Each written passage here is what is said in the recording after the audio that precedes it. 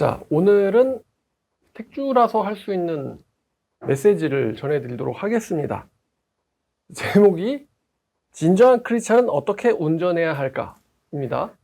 신앙이 운전과 국가 경제와 환경과 부에 미치는 영향. 크리스찬의 운전 철학이라는 부제로 또 보겠습니다. 자, 현대인들 중에 대부분의 현대인들, 사실상 모든 현대인들이 알 수 있는 사람들이 다 교통수단을 이용을 하고 있습니다. 버스, 전철, 자가용, 택시 등 여러 가지가 있겠지만 교통을 이용하지 않는 사람은 없을 것이고, 또 현대인들한테 가장 가까운 도구 중에 하나가 바로 이 자동차입니다. 자, 그래서 오늘은 크리스찬의 교통 철학에 대해서 이야기하겠습니다. 교통 철학, 교통 신념, 교통 좌우명, 교통 신앙 좋습니다. 교통신앙. 자, 크리스찬들은 어떤 좌우명과 신념을 가지고 운전해야 하는가? 그리고 이 강의는 전 운전 안 하는데요? 저 운전 못 하는데요? 라고 생각하는 분들도 마지막에 들으면은 이제 도움이 되는 정보가 나옵니다. 중요한 거. 왜냐면 어떤 신앙이 부에 미치는 영향이잖아요, 또 부제가. 우리 교회가 미금역 근처인데요. 이 미금 사거리는 용인, 수지, 서울, 분당 방면에 고속화도로가 연결된 곳이기 때문에 이곳이 평상시엔 차가 없는데 출퇴근 시에는 상습 교통지옥으로 변하는 곳입니다. 어제도 봤는데 지나가다가 횡단보도를 건너다가 교통지옥을 볼 때마다 드는 생각인데요.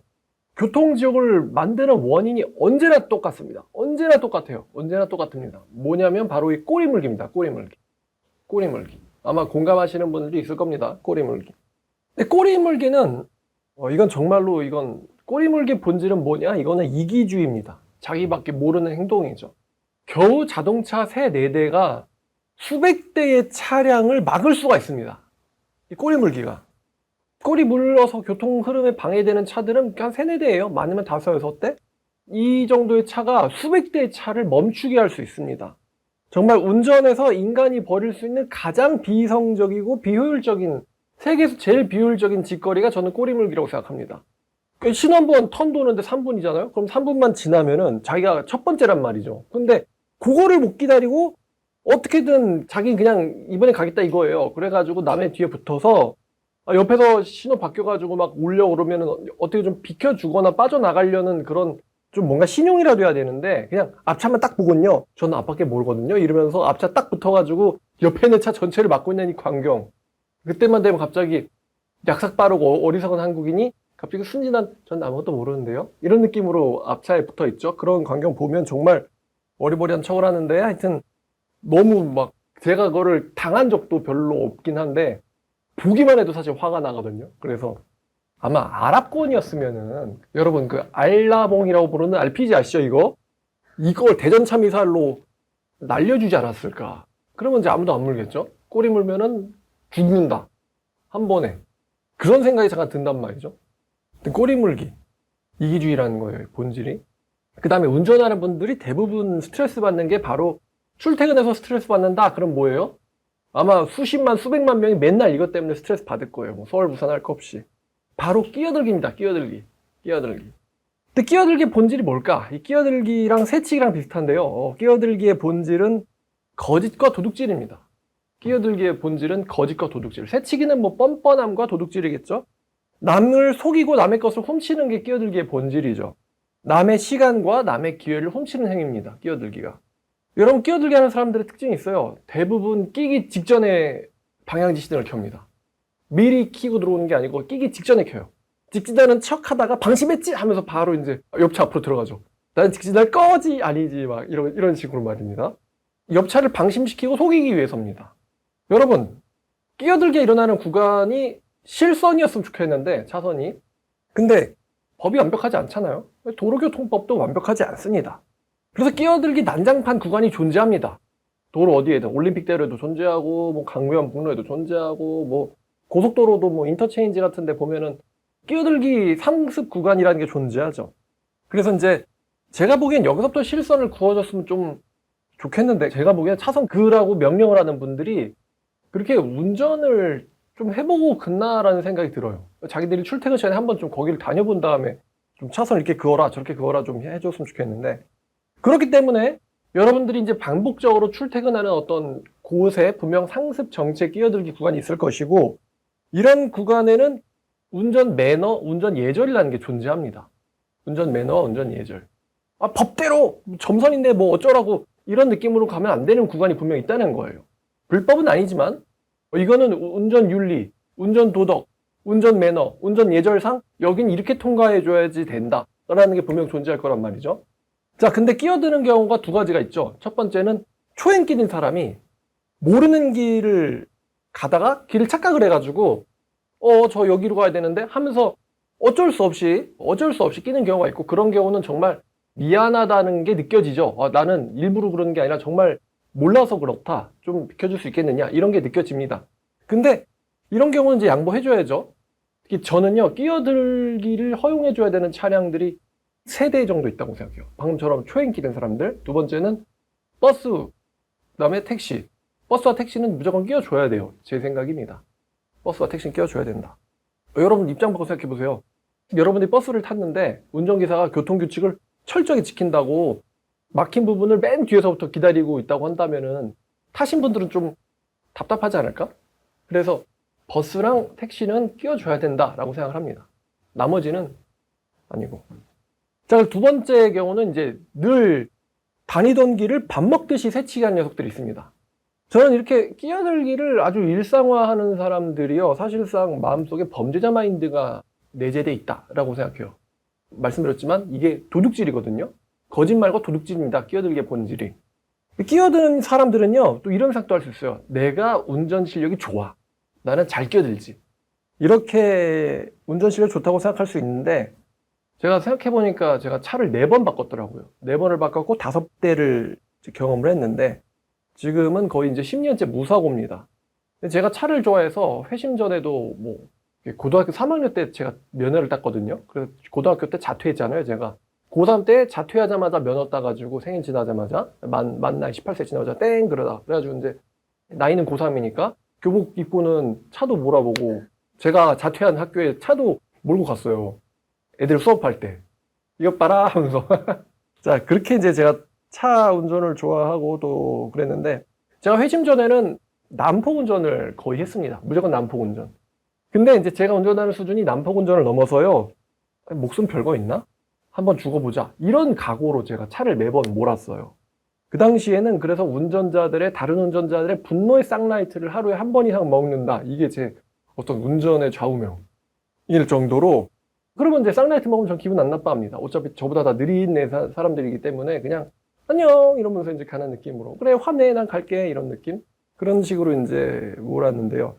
뭐 다른 사람들은 운전을 못하니까 뭐 저렇게 화만 내는 거다 이렇게 제가 그때는 생각을 했었어요. 거의 그래서 운전 한번 하면 목숨 한 번, 2번 이상은 구할 정도로 목숨의 위기가 2번 정도는 꼭 와요, 운전할 때. 그렇게 이제 차를 몰았는데 그래도 사고는 안 났어요. 2번 났나? 2년에 한두 번 정도는 이제. 자, 근데 지금은 완전히 다릅니다. 지금은 이렇게 생각해요. 몇 초간의 스릴에 인생과 목숨을 태울 필요가 없다. 저건 정말 어리석은 거다. 하나님의 사명자인데 난폭운전으로 도로에서 죽으면 정말 허무한 죽음일 것 같아요. 너 왜 왔냐? 지금 올 때가 아닌데. 그러니까 한번 스릴을 즐기고 싶었는데 실수했습니다. 하나님이 뭐라고 생각할까요? 참 어처구니가 없네.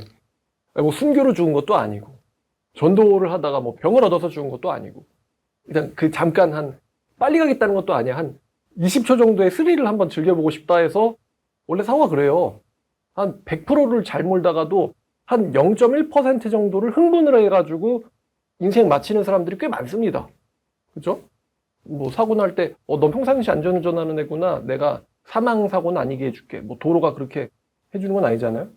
그래서 제가 어쩌다가 밟습니다. 어쩌다가 이제 흥분을 해가지고 밟을 때가 있는데, 그럴 때마다 제가 회개를 합니다. 하나님, 죄송합니다. 제가 또 순간에 이 감정을 컨트롤하지 못하고 저의 생명을 함부로 대했습니다. 용서해 주세요.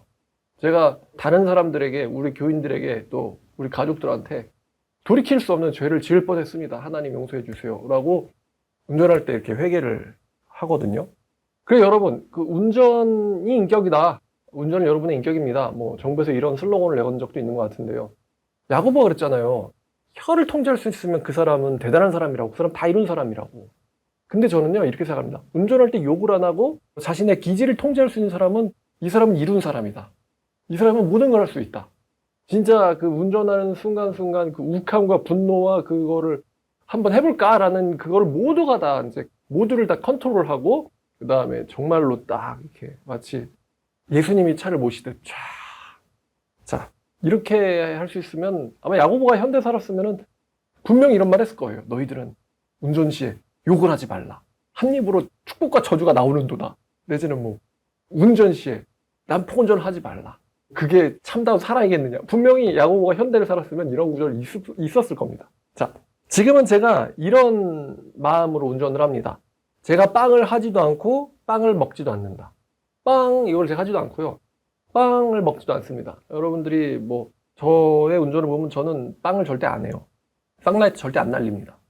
그럴 수 있다. 이런 마인드로 운전을 하죠. 그래서 이제 지금은 이제 운전에는 다는 아니고 거의 이 보살이 된 상태입니다. 목사가 보살이라고 하니까 이상하죠? 그래서 운전에는 거의 예수님이 된 것 같은. 운전해서 성화가 되긴 했구나 내가. 성화가 되긴 했어. 그래서 출퇴근 시에도 이제 거의 예수님 모시는 듯한 느낌으로 이제 운전을 하는데, 그럼 아마 여러분들이 이런 생각할 수 있어요. 그러면 그렇게 몰면은 연비가 어떻게 돼요? 또 너무 느리지 않을까요? 이런데요. 제가 보통 사람들이 내는 연비의 1.5배 정도의 연비를 냅니다. 그러니까 만약에 여러분들이 연비 10km 내시면 전 15km쯤 내고요. 여러분들이 연비 13km쯤 내시면 전 연비 20km쯤 냅니다. 그런데 그렇게 연비 운전을 하는데 또 운전이 느린 것도 아닙니다. 운전이 느린 것도 아니에요. 항상 내비가 정해준 시간보다는 조금 빠릅니다, 제가. 그럼 어떻게 그렇게 연비를 엄청나게 찍어대면서 어떻게 운전이 빠를 수가 있냐? 이게 좀 궁금할 거예요. 누가 뭐 테레비 같은 데서 연비 운전하는 사람을 딱 보면요, 한결같은 답글이 이거예요. 대단하긴 한데 난 저렇게 못 몰겠다. 답답하다. 대단하긴 한데 답답하다. 난 저렇게 못 몰겠다. 근데 저는 연비 운전을 하는데 빠릅니다. 그게 이제 왜 그렇게 가능하냐면은, 보통 출퇴근 도로라 그러면은 여러분들이 자주 다니는 곳이잖아요. 그러면은 이걸 기억하는 거죠. 어느 타이밍에 신호가 바뀌고, 어느 구간이 밀리는 구간이고, 어느 구간이 오르막이고, 어느 구간이 내려막이고, 이거를 다 알고 있습니다. 그래서 이제 포인트가 이건데, 악셀과 브레이크를 가능한 안 밟는 운전을 합니다. 여러분, 악셀은요, 기름을 뿌리는 거죠.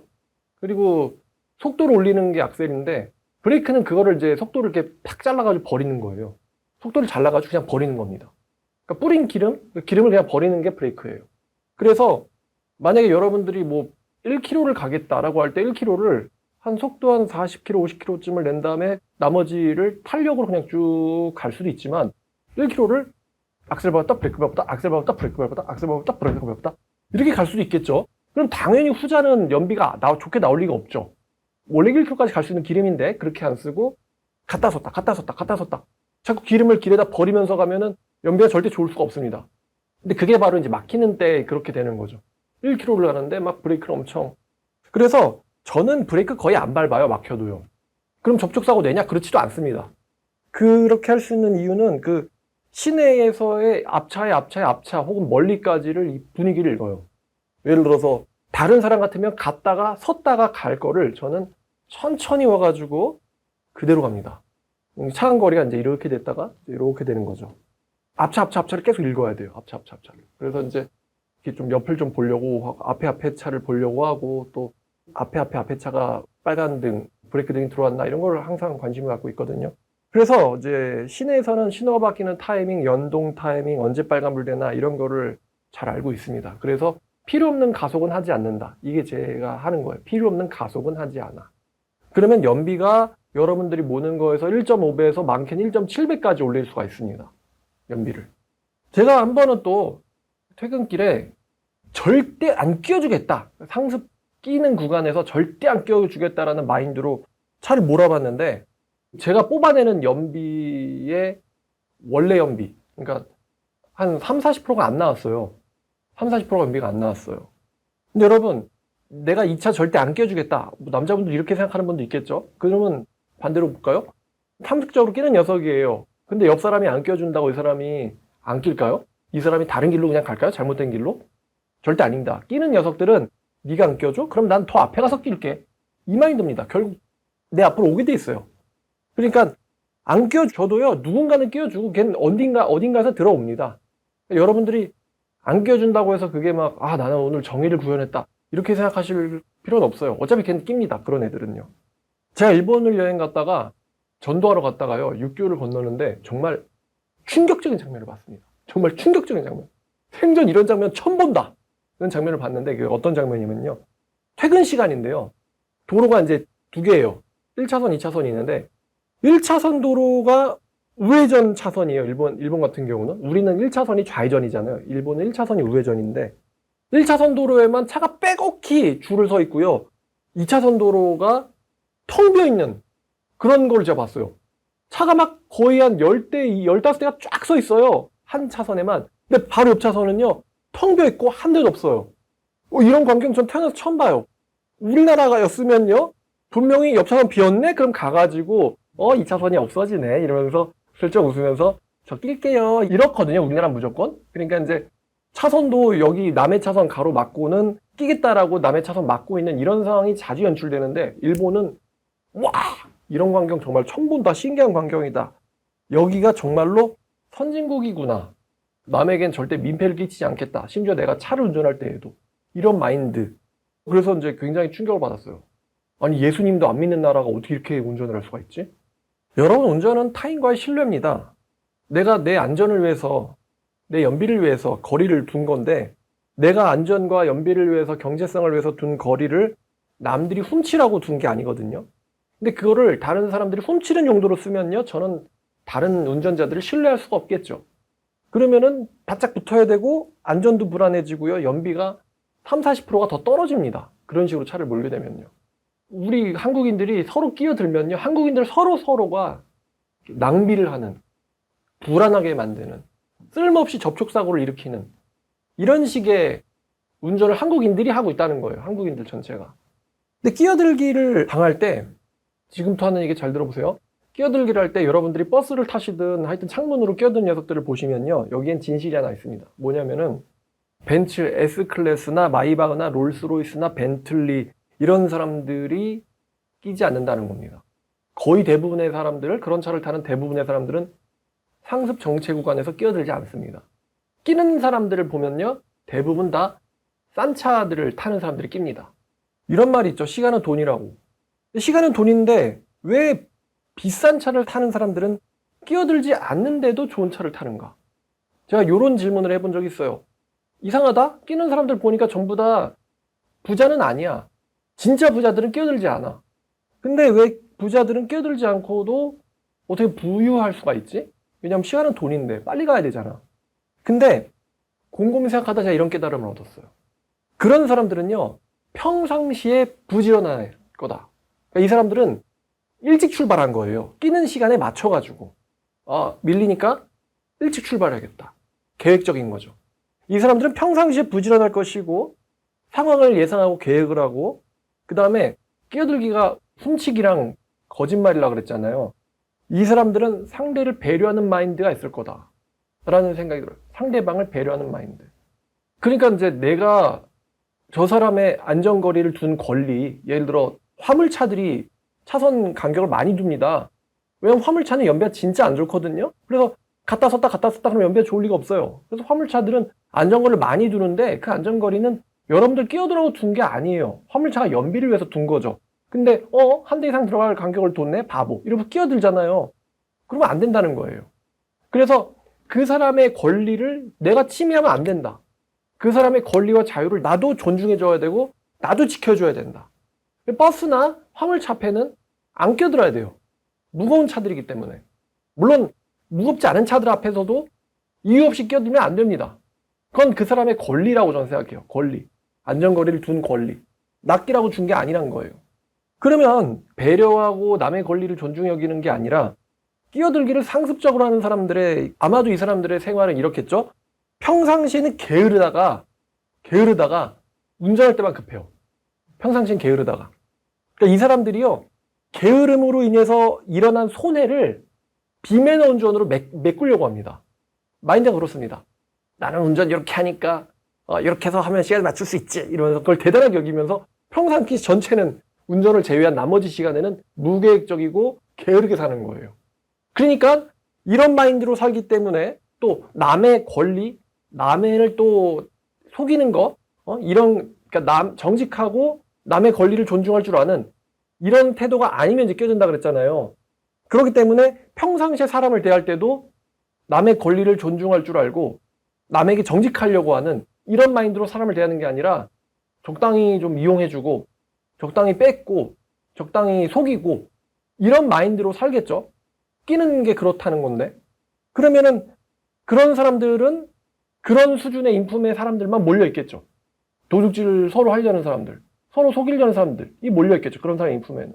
그러니까 게으른데 주변에 좋은 사람들도 없다. 그러면 부자가 되긴 힘들죠.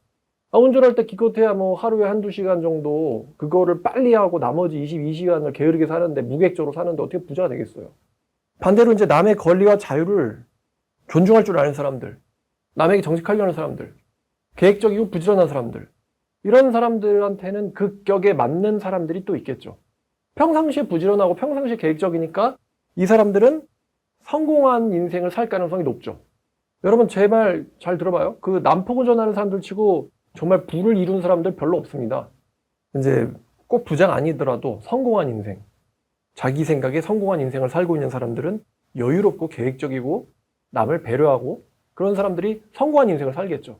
반대로 남을 배려하지 않고 남의 권리를 뺏으려고 하고 거기에 대해서 무감각하고 남을 함부로 대하고 또 게으르다가 급하게 해서 사고치고 이런 사람들은 성공한 인생을 살 가능성이 매우 낮죠. 자존감도 낮을 테고요. 좀 예외적으로 이렇게 하는데도 부자가 된 사람들이 있긴 있죠. 예를 들어 코인 리딩방 운영하고 불법 도박 사이트 운영하고 스미싱 등의 사기 범죄 조직 운영하고 부정직한 방법으로 남의 것을 탈취해가지고 부자가 된 사람들이 있긴 있죠. 근데 이제 여러분들 아시잖아요. 뭐 롤스로이스 그 압구정 사건이나 아니면 뭐 주식 사기남 무슨 뭐 자기는 슈퍼카가 몇 대가 있다라고 하는 주식 사기남 잡혔죠. 그리고 또 마세라티 얼마 전에 광주였나? 뺑소니범 있잖아요. 뺑소니하고 도망갔잖아. 차 버리고는. 결국 잡혔잖아요. 이 사람이 불법적인 사업을 운영하는 걸로 이제 정황이 나타나가지고 경찰들이 여죄를 찾고 있다 그러는데 이렇게 해서 부자가 돼가지고 뭐 마세라티, 롤스로이스, 뭐 슈퍼카남 이런 사람들 부자가 된 것처럼 보이지만 이 사람들은 언론에서 우리가 알 수 있듯이 언젠가는 잡혀가지고 법의 심판대 위에 서게 될 것이기 때문에 사회에서 늘 아슬아슬한 줄타기 인생을 살면은 언젠가는 사회에선 제거가 됩니다. 언젠가 제거돼요. 그렇게 노년까지 평안하게 범죄 저지르며 살았습니다. 이런 사람은 없어요. 언젠가 잡힙니다. 언젠가 저질러져요. 하여튼 그런 인생을 부러워할 필요는 저는 없다고 생각하고요. 결국엔 안정적이고 성공하는 인생을 사는 사람들은 남의 권리와 남의 자유를 역시 소중히 여길 줄 아는 사람들이고 이 사람들은 평상시에 부지런한 사람들. 자, 근데 남의 권리와 자유를 소중히 여길 줄 안다. 요것과 바로 관련 있는 성경 구절이 있습니다. 성경 한번 봐야죠. 마태복음 7장 12절입니다. 여러분들 이 구절을 머릿속에 두시고 운전대를 잡으세요. 그러므로 무엇이든지 남에게 대접을 받고자 하는 대로 너희도 남을 대접하라. 이것이 율법이요 선지서니라. 예수님께서 말씀하셨습니다. 무엇이든지 남에게 대접받고자 하는 대로 너희도 남을 대접하라.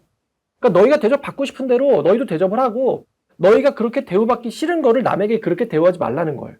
너희가 당하기 싫은 걸 남에게 하지 말고 너희가 당하기 싫은 걸 남에게 하지 말고 너희가 받고 싶은 것을 남에게 해줘라. 이 가치관을 가지고 모든 일을 무엇이든지 하라는 거예요. 그럼 당연히 여기에 이제 현대인들에게 매우 밀접한 운전도 포함되겠죠. 당하기 싫은 걸 남에게 하지 마세요. 그리고 받고 싶은 걸 남에게 해주세요. 양보운전, 매너운전, 그리고 얌체운전, 비매너운전 이런 건 하지 마시고요. 그게 크리스찬의 운전에 맞습니다. 운전은 그 사람의 인격을 보여주고 성경에 나와 있지 않지만 저는 운전은 그 사람의 성화됨의 정도를 또 보여줄 수 있다고 생각해요. 만약에 평상시엔 거룩해 보이는 사람이 막 얌체 운전하고 난폭하게 운전하고 에잇 XX 이렇게 운전을 한다면 우리는 옆에서 그걸 보면서 정말 이 사람이 거룩한 자가 맞나? 만약에 사도 바울이나 예수님이 현대사회에 와가지고 운전을 하는데 와기오 빵빵빵빵빵 이러면서 막 에이 저런 XX 이러면은 그러면서 너희는 거룩하라. 항상 감사하라. 그러면 이제 우리가 이 사람 재밌는 사람이네 이러면서 이 사람의 말에 물음표를 찍겠죠.